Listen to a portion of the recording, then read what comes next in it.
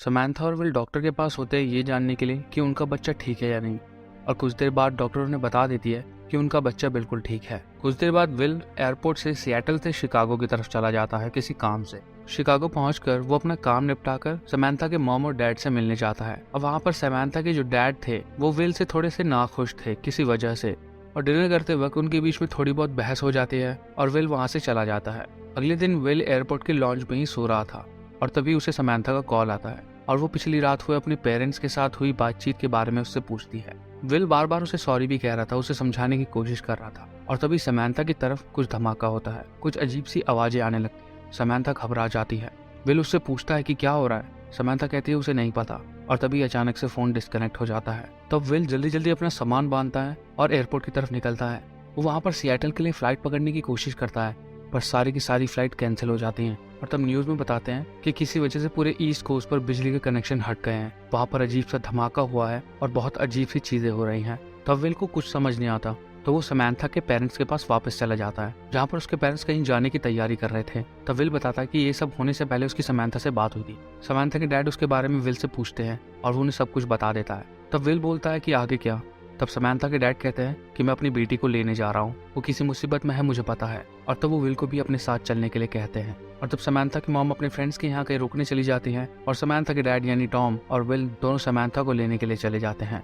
चारों तरफ अफरा तफरी मची थी, लोग इधर उधर भाग रहे थे, किसी को कुछ समझ नहीं आता कि क्या हो रहा था। सड़कों पर ट्रैफिक जाम था, कहीं से निकलने की जगह नहीं थी। तब टॉम और विल अपनी कार लेके एक पेट्रोल पंप पे रुकते हैं। टॉम विल को कहता है कि तुम पेट्रोल भरो, मैं अभी सामान लेकर आ रहा हूँ। और तभी वहाँ विल का कुछ गुंडों से झगड़ा हो जाता है। तब टॉम बीच में आता है और अपनी गन निकालता है और तब वो वहाँ से भाग जाते हैं। तब टॉम और विल दोनों किसी तरह खाली रोड पर आते हैं जल्दी जल्दी सिएटल जाने की। तब रास्ते में मिलिट्री किसी को भी आगे जाने नहीं दे रही थी। तब टॉम मिलिट्री के किसी ऑफिसर से बात करता है, क्योंकि टॉम पहले भी मिलिट्री में रह चुका था। और कुछ देर बात करने के बाद वो लोग उन्हें आगे जाने देते हैं। मिलिट्री से आगे निकलने के बाद वो उस हाईवे पर बहुत दूर तक चले जाते हैं। रात का वक्त होता है और तभी पीछे से पुलिस की गाड़ी आती है। वो उन्हें रुकने का इशारा करती है और विल गाड़ी को साइड में रोक देता है। विल बाहर उतरता है और पुलिस ऑफिसर से बात करने जाता है, और तब टॉम शीशे में देखता है कि वो पुलिस वाला नहीं था। टॉम विल को आवाज लगाता है और वो दोनों किसी तरह से वहाँ से भाग जाते हैं। वो पुलिस की गाड़ी और वो आदमी उनका पीछा करता है और दोनों किसी तरह से बचते बचाते वहाँ से निकलने की कोशिश कर रहे थे, पर तभी वो पुलिस की कार पीछे से आ जाती है और उनका एक्सीडेंट भी हो जाता है। तब विल गाड़ी में ही बेहोश हो जाता है और वो आदमी गन लेकर विल को बाहर निकलने के लिए कहता है, पर पीछे से टॉम आकर उसके सर पर एक पत्थर मार देता है और बार बार मारने की वजह से तो वो आदमी वहीं पे मर जाता है। और तब विल और टॉम की गाड़ी भी स्टार्ट नहीं होती और एक्सीडेंट होने की वजह से टॉम के रिब केज में भी चोट लग गई थी। तो वो दोनों उस आदमी की पुलिस की गाड़ी लेकर अपनी गाड़ी से बांधते हैं और उसे पास के शहर की तरफ ले जाने लगते हैं। एक छोटे से शहर में पहुंचकर वो वहाँ पर एक गैराज में रुकते हैं, जहाँ पर एक लड़की वहाँ की मैकेनिक होती है जिसका नाम होता है रिकी। वो रिकी को गाड़ी ठीक करने के लिए कहते हैं और कुछ देर बाद रिकी उनकी गाड़ी ठीक भी कर देती है। तब बातचीत में पता चलता है कि रिकी को भी वहाँ से किसी तरह से निकलना था और उसे वॉशिंगटन जाना था, और रिकी ने टॉम को बताया होता है कि गाड़ी ध्यान से चलाना वरना गाड़ी दोबारा भी खराब हो सकती है। तब टॉम रिकी को एक ऑफर देता है। वो कहता है रास्ते में गाड़ी खराब हो सकती है, अगर तुम हमारे साथ रहोगी तो तुम वो गाड़ी ठीक कर सकती हो। तो वो कहता है कि तुम हमारे साथ चलो, हम तुम्हें वॉशिंगटन छोड़ देंगे और तुम्हें $1000 भी देंगे। रिकी पहले तो मना करती है, उसे डर लग रहा था किसी दो अनजान आदमियों के साथ जाने में, पर किसी तरह से बात करने की वजह से टॉम उसे मना लेता है। पर रिकी उनसे $2000 मांगती है और टॉम हाँ कर देता है। तो वो तीनों उस कार में बैठकर सिएटल के लिए निकल जाते हैं। रास्ते में उन तीनों को काफी एक्सीडेंट भी देखने को मिलते हैं। रिकी और विल उनकी मदद करने की कोशिश करते हैं, पर टॉम उन्हें किसी तरह से मना कर देता है। वो आगे बढ़ते रहते हैं। रास्ते में बहुत भयानक तूफान आता है, अजीब सी बारिश पड़ने लगती है, मौसम इतना खराब होता है जैसा उन्होंने पहले कभी नहीं देखा होता। उन्हें उस गाड़ी में चलते चलते काफी दिन हो जाते हैं। वो रास्ते में रुकते हैं, कहीं से किसी तरह से पेट्रोल लेने की कोशिश करते हैं, पानी लेते हैं, कुछ खाना लेते हैं और आगे बढ़ते रहते हैं। और वो तब ऐसी जगह पहुंचते हैं जहाँ पर बस आग लगी हुई थी जंगल में, और तब उन्हें सामने एक औरत दिखाई देती है। वो मदद मांग रही थी। टॉम उन्हें मना करता है कि ऐसा मत करो। टॉम की हालत बहुत ज्यादा खराब थी, वो गाड़ी की बैक सीट पे बैठा हुआ था।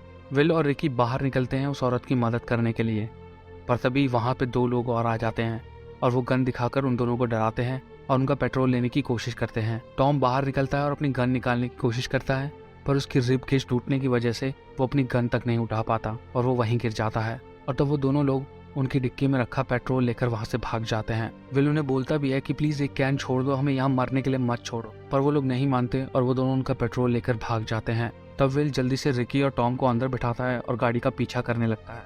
टॉम रिकी को गन देता है, कहता है कि उन्हें रोकने की कोशिश करो और रिकी फायर करने लगती है। तब गोली सामने चल रही गाड़ी के टायर पे लगती है और वो गाड़ी पलट जाती है। वो दोनों लोग अंदर ही मर जाते हैं। तब वो तीनों वहां से पेट्रोल लेकर किसी तरह से निकल जाते हैं। कुछ दूर आगे चलने के बाद रिकी को अजीब सा लगने लगता है। उसने ही उनके टायर पर गोली चलाई थी जिस वजह से वो दोनों लोग मर गए।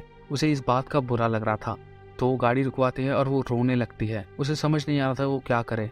वो उन्हें कहते भी कि मुझे तुम्हारे साथ नहीं आना चाहिए था, और वो बस थोड़ी सी दूरी पर जाकर रोने लगती है। तो विल डिसाइड करता है कि वो वहाँ रुक जाएंगे कुछ देर आराम करने के लिए। तब टॉम और विल गाड़ी में सो रहे होते हैं और कुछ देर बाद जब विल देखता है तो रिकी वहाँ नहीं थे। वो रिकी को बहुत दूर तक आवाज़ भी लगाता है, पर रिकी कहीं भी नहीं थे, वो जा चुकी थी।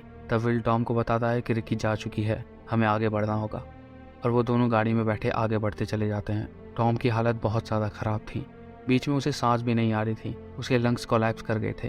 तब विल ने ही उसकी मदद की, उसके लंग्स में छेद किया और तब जाके उसे सांस आई। आगे बढ़ते बढ़ते उन्हें रात हो जाती है। तब वो एक पुल के पास पहुंचते हैं। जिनके पास गन थी और वो बाइक्स पर थे उनके पास गाड़ियां थी, पर विल वहां से गाड़ी चलाकर निकल जाता है और टॉम उन पर फायर करता है, जिस वजह से सामने वाले लोगों की गाड़ी पलट जाती है और विल और टॉम वहां से निकल जाते हैं। पर इस दौरान टॉम की इंजरी कुछ ज्यादा बढ़ गई थी और वो बस वहीं गाड़ी की बैक सीट पर ही मर जाता है। और कुछ देर आगे चलने के बाद विल की भी गाड़ी खराब हो जाती है। उसे समझ नहीं आ रहा था वो क्या करे। वो बस गाड़ी से निकलता है, टॉम की बॉडी पर एक कपड़ा ढक देता है। उसके बाद वो गाड़ी की डिक्की में से पेट्रोल निकालता है, टॉम की बॉडी पर डालता है और गाड़ी के ऊपर, और उसके बाद वो गाड़ी में आग लगा देता है और वहाँ से ज़रूरी सामान लेकर सड़क पर चलने लगता है। काफ़ी देर तक आगे चलने के बाद अगले दिन दोपहर में उसे एक गाड़ी दिखती है जिसे वो लिफ्ट मांगता है। उसमें से एक आदमी निकलता है और वो उसे लिफ्ट देने के लिए तैयार हो जाता है, पर उसके बदले में वो उसकी गन मांगता है। कहता है कि अंदर मेरी फैमिली है और मैं रिस्क नहीं ले सकता। तब विल उसे अपनी गन दे देता है और उनके साथ चलने लगता है।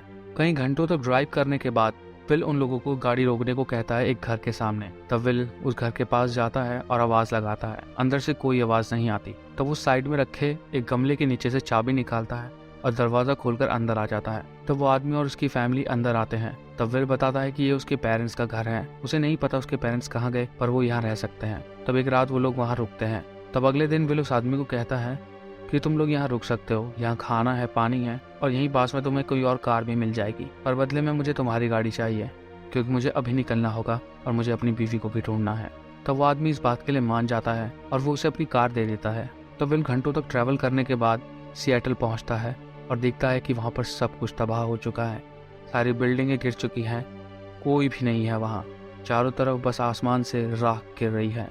विल को वहाँ सांस लेने में भी दिक्कत होती है। तो वो वहाँ पास की खड़ी एक फायर ब्रिगेड में से एक मास्क निकालता है और उसे पहन लेता है और उसे पहनकर अपने अपार्टमेंट की तरफ जाता है। वो किसी तरह से अपने अपार्टमेंट में पहुंचता है तो वहाँ पर देखता है कि एक धमाके ने सब कुछ तबाह कर दिया था। तब उसकी नज़र अपने अपार्टमेंट के दरवाजे पर जाती है जिस पर लिखा था विल मुझे ढूंढो, मैं स्टोन माउंटेन वेयरिंग पर। और विल जल्दी से उस माउंटेन के लिए निकल जाता है। तब विल वहाँ पर पहुँचता है तो देखता है वहाँ पर एक घर है और विल वहाँ पर आवाज़ लगाता है। जैसे ही विल वहाँ पहुँचता है तभी अंदर से एक आदमी निकलता है और हवा में फायर करता है और कहता है कि ये प्राइवेट प्रॉपर्टी है।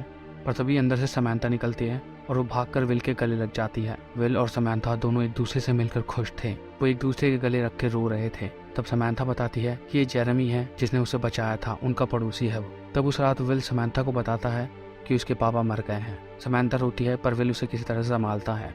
अगले दिन विल को जेरेमिया पर शक हो रहा था क्योंकि जेरेमिया उसकी गाड़ी के आसपास भी था। विल पूछता है कि तुम मेरी गाड़ी के पास क्या कर रहे थे।